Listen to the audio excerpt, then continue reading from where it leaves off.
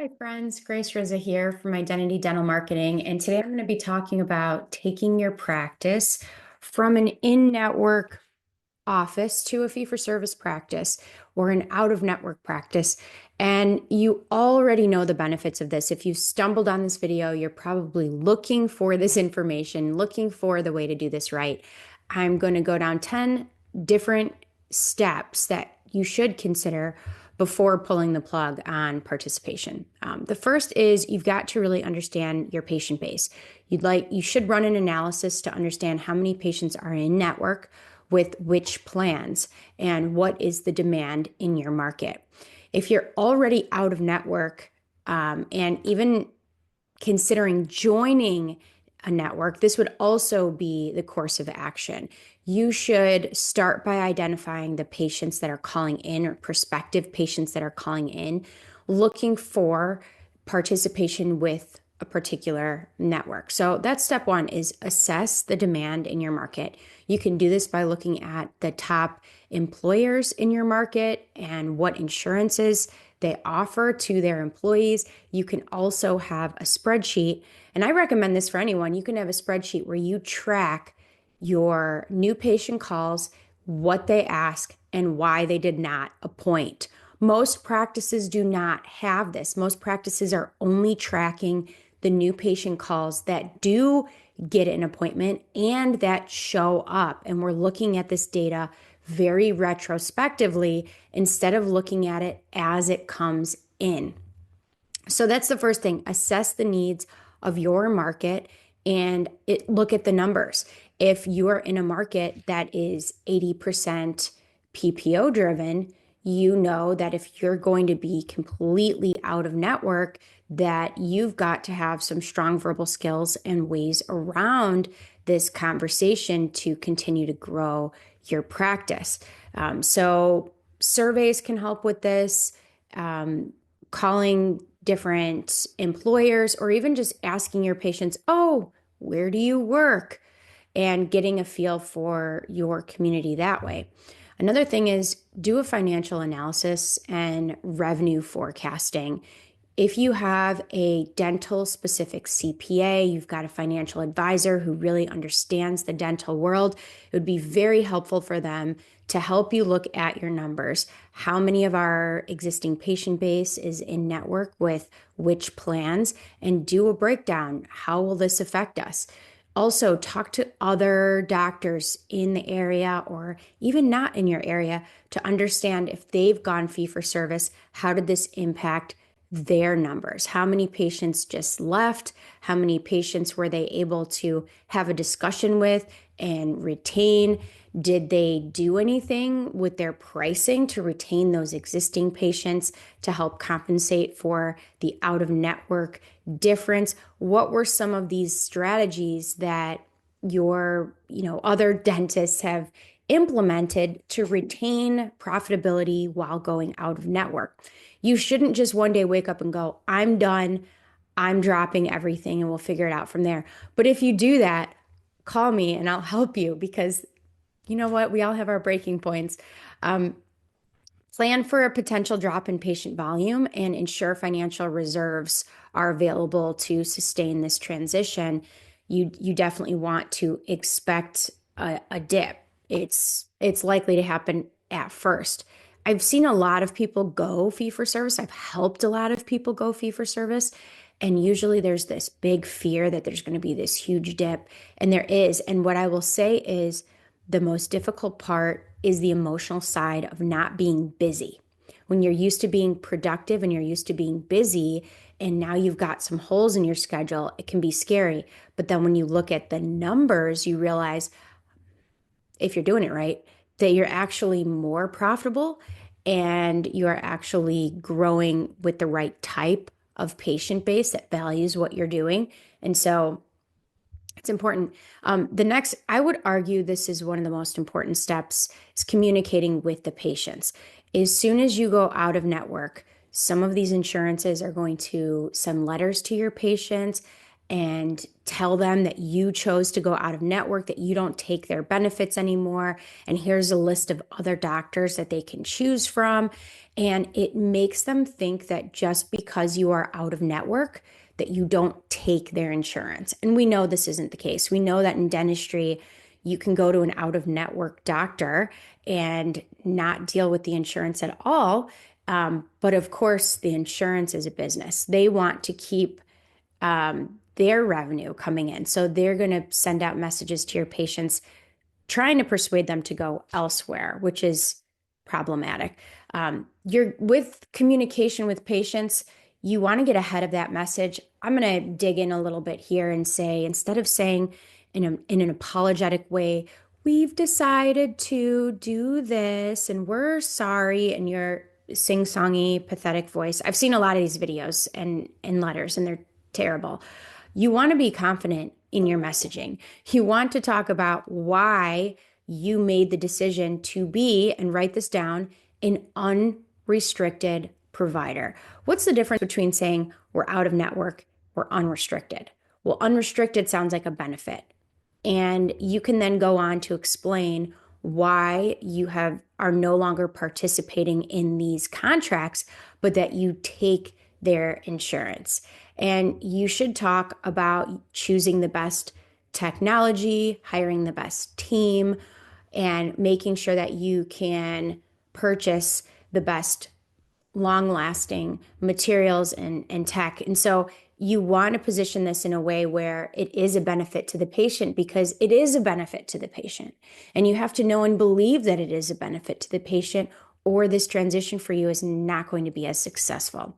Okay, so your team also needs to be behind this decision, not just understanding why you made the decision, but they need to actually agree with your decision. And this is important, because if they don't, they're going to have that sing-songy, apologetic voice, and your patients are going to leave, because they're going to pick up on the energy of the apology as if you did something wrong. You're not doing anything wrong to create a higher standard for your practice and to not be restricted by the insurances, or what you're allowed to charge, or what you're allowed to, ultimately that dictates what you can spend. And it's important the patients understand this.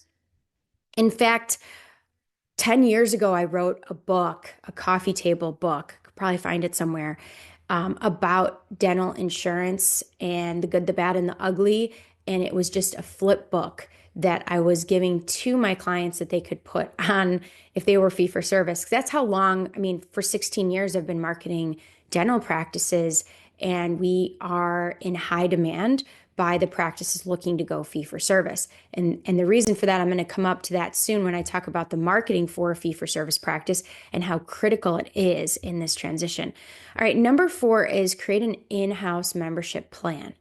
This is a way for you to talk to the patients about how you're still going to provide them benefits and make sure that the care is affordable for them, make it easy for them to understand and enroll, and make sure that you've got some support in that. You can do this in-house. It becomes a lot to manage. If it's done, a lot of times the practices that are doing this successfully are using a third party. If you'd like a recommendation on a third party, I do have one that I like, because they've got flat fees. It was founded by dentists, and they just seem very straightforward. So if you'd like a recommendation on that, feel free to reach out to me, grace@identitydental.com. Number 5, oh man, these are all good. Enhancing the patient experience. You need to make sure that your patients understand that you care. I always say this to my team: people don't care what you know until they know that you care. And so making sure that you've thoughtfully crafted the patient experience from the very first phone call, form submission, or time that they meet your team, all the way through until you're checking on them after care at home, after they've had a procedure done. So making sure that the patient experience is top notch, and you've done something to make each patient feel important and feel valued and feel a connection to you and your team. I'm just going to take a little minute to talk about ethics. If you are a dentist who is pushing crowns, pushing unnecessary treatment, you really don't deserve to be a fee-for-service practice. You need to be rooted in ethics. You need to always be doing what's right for the patient. So take a look in the mirror, have a conversation with God. I have seen a lot of dentists that always do the right thing and treat patients like family. I've also encountered in my own life dentists who make problems, okay? Make problems that they can fix with their expensive technology and services. So make sure that you and your entire team is not overly motivated by profitability, and you are first motivated by taking care of the patient, because people can see through that and it will come back to bite you, and it's just the right thing to do. So make sure that you're rooted in ethics. Offer same day dentistry, comfort amenities. I went to my dentist, my current dentist. She's good, she's ethical. And she had all this list of comfort amenities, which I found was really nice. You do need to invest in technology as well, and the kind of technology that is not just going to push services on people, but also provide insight, detail, accuracy, and comfort to the patient. And when you're talking about or marketing technology, you want to do this in a way where you're talking about what's in it for you, not what's in it for us or how much we spent on this technology, but why we invested in this for our patients. The training of the team is also very important in making sure that the patients have a concierge level experience. And this has more to do with your communication style and processes and protocol than it has to do with if you have a chandelier hanging in your waiting room. The patient cares more about being heard and feeling heard and understanding what they need. So if every time the patient's in your practice and your intraoral camera breaks, there's a problem there. Your patients are not going to trust you and value you. Okay, and the most important one in my world, marketing and branding as a fee-for-service practice. You have to get away from the price-driven marketing messages, and you have to build up your brand. In marketing, there's 3 different buckets for a dentist in how you market. There's your foundational marketing bucket. This is the marketing that just legitimizes your business. This is your website. This is your logo. These should be higher end. If you are a fee-for-service practice, these should be updated every 3 years. They should reflect modern design trends. I hate using the word trends, but I don't have a better word for it. And your website should be easy to navigate. And when I get to your website, I should have the impression that you are the best. And what does that mean? That means you have social proof. That means and social proof, I mean before and after photos, patient testimonials on video and written, and that you can show some superior level of care compared to that of that PPO practice. So make sure that your marketing is on point, and make sure that you are marketing yourself with that foundational marketing in a way that communicates value. The second bucket is lead generation. This is where dentists tend to live. This is where everyone tends to go, well, how much is it going to cost for a new patient? And it's an important question. It's an important bucket, but it's not the only bucket, right? So when you're engaged in ramping up a business, let's say it's a startup or a jumpstart practice where you just need patients, you might run some price-driven offers. You might put more money into your Google ads and your SEO and the things that are going to get you in front of patients when they're looking for a dentist. That lead generation bucket is very, very important because it stabilizes the cash flow in the business and it helps you to grow. But there's a third bucket that is often neglected in dentistry, and it's very important for the fee-for-service practice. And this is your brand building. This is your reputation building. This is your content marketing. What messages are we going to push out to the community that is going to position you as known by your community and loved by your community and positioning you as the best. Okay. There are two types of patients out there. There's patients that are going to look for the cheapest.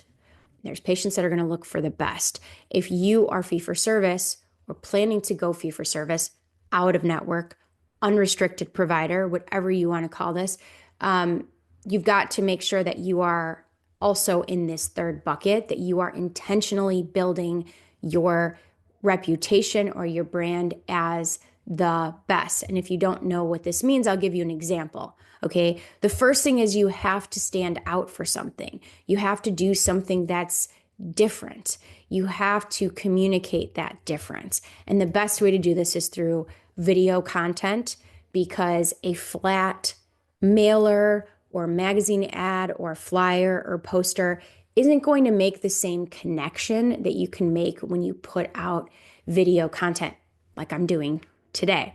So when you're positioning yourself as the best, you need to get comfortable talking on camera, putting out content, and making sure you're doing something different and valuable to your patient base. Okay, so when you do run these ads, when you put these ads on social media or you run them through a Google Performance Max campaign, you feature them on YouTube, whatever it may be, you've got to do this with the intention of differentiation and bringing value to your patient base and to your community. Number 7 is you've got to train your team for the transition. People are going to call to cancel. People are going to call and say, I got this letter from my insurance. What does it mean? Is it true? And they need to not only know what to say, but they've got to practice their tone of voice. When you hear people on the phone and they're talking like this and they're elevating their voice, they sound like they're asking a question and they're not supposed to be asking a question. We have to practice how we're going to say what we're going to say, not just what we're going to say. So make sure that you're listening to these conversations. And if you don't have the time to listen to these conversations, reach out to me. I can refer you to someone who can listen to these conversations for you and help your team and help to coach your team on their vocal confidence and the word choices that they use to explain what it means to be graduating to become an unrestricted provider. All right. Adjusting financial policies and payment options might be number 8. You might lean into making sure you have appropriate third-party financing. You should probably do this anyways, whether you're unrestricted provider or you're in network. But make sure that these payment options are clear and that your team is comfortable talking about money. This is another issue I see a lot in businesses and with employees in all kinds of businesses, is that people have what I call money blocks. They have a hard time talking about money without being apologetic. And when we have the wrong tone, when we're talking about money, people think that we're doing something wrong. So you've got to practice these conversations. And it helps when patients know that other patients of yours have been very happy with the change and how it's going to affect them in a positive way.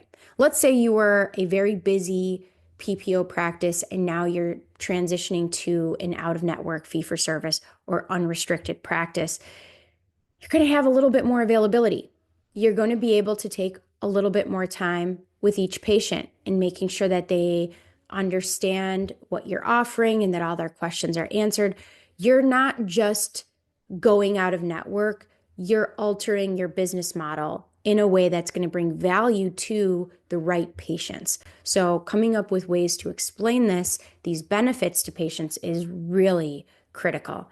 And then handling insurance reimbursements out of network. So making sure your team can explain that you still take their insurance as an out of network, or my preference, unrestricted provider, and that you will help them maximize their benefits, and setting up a meeting with them to where you can go over what this means for them.